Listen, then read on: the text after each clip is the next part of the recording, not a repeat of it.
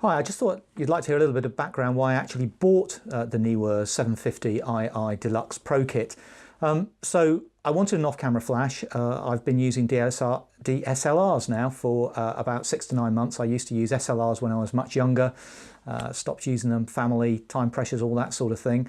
And I sort of get my hand back in. So I bought a Nikon D5600, which I'm really pleased with. It's a bit more than an entry-level camera, but it's not too complicated to use and it's fairly lightweight and I can carry it around. I've had some great experiences with it.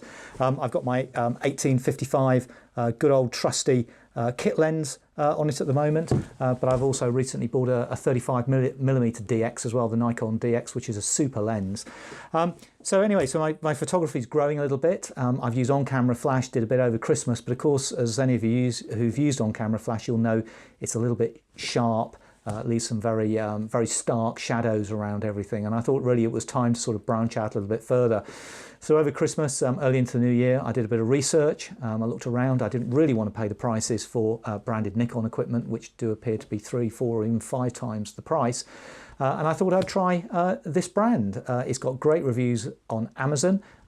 They sell the single flash as well as the double flash, but I thought I'd buy them both. It wasn't vastly amounts more money to get the one extra device.